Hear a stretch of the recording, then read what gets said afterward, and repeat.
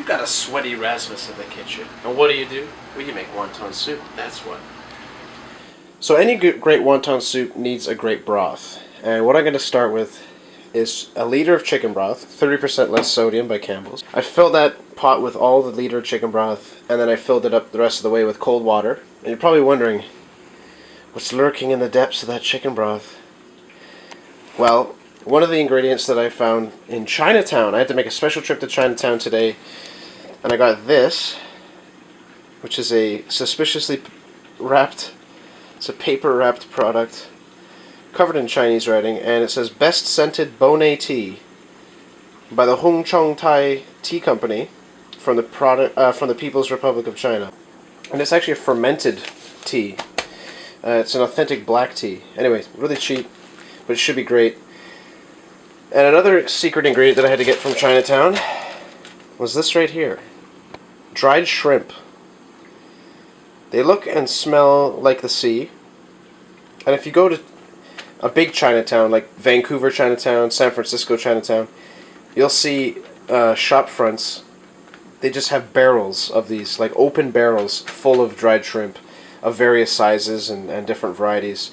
But this stuff was dirt cheap, $2 for a whole, I think it's a fifth of a pound. Not very much, but yeah, good deal. $2.50 from the Fizzguard Market in Chinatown. And the soup bone that I got comes from a 130-year-old Chinese butcher shop called Soiling Butcher Shop in Chinatown. Tiny little hole in the wall. They have a rather limited supply of meats. Like I think they just had liver, a whole bunch of soup bones, some kind of offal, and tendon, dried tendon, which is popular in Chinese cuisine. I don't know how you prepare that. And they also had pig's feet, and then some frozen items, but very, very Chinese style. And the rest of the ingredients are for the filling. So the soup, we're going to boil that soup bone for an hour in this chicken broth water mix. Then we're going to add the dried shrimp in the last 20 minutes to add an umami seafood flavor. I forgot to mention there should also be a little piece of ginger in here boiling away with all this, so I'm going to do that, add that ginger, and check back in an hour, and I'll show you what the filling's all about. So these are the ingredients you need for the filling of the wontons. It's dead simple. A piece of ginger, actually that's a little bit too big, I'm going to probably use about half, chopped finely. These are spring onions. You can also use yellow chives or scallions, chopped very finely.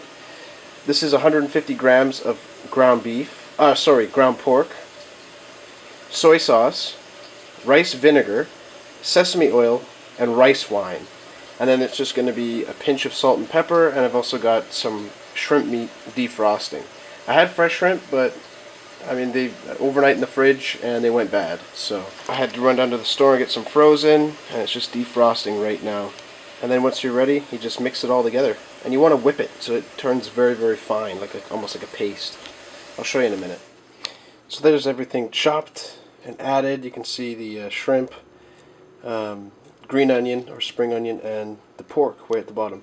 So now what I'm going to do is add the liquid, as well as a tiny pinch of salt and a tiny pinch of pepper. So in terms of measurements for the liquids, we're going to be using 1 tablespoon of the soy sauce, 3 teaspoons of rice wine vinegar, or rice vinegar, 1 teaspoon sesame oil, which is quite a bit, and just a dash of the rice wine. Alright, here's the filling all mixed up. Looks great. Now we're going to put it into wonton wrappers and make the wontons, and I'll leave a link in the description of a video that taught me how to make the wontons, or wrap them properly. So watch that video and make your wontons, and then you're ready to put it all together. So this was my first time creating the wontons, and it was pretty hellish, but there's the result. All these little nice wontons. Got a pot of water here to boil them in the soup, and I've just thrown some bok choy and spring onions in there. So it's going to be delish. Here's the finished product. Nice bok choy and spring onions.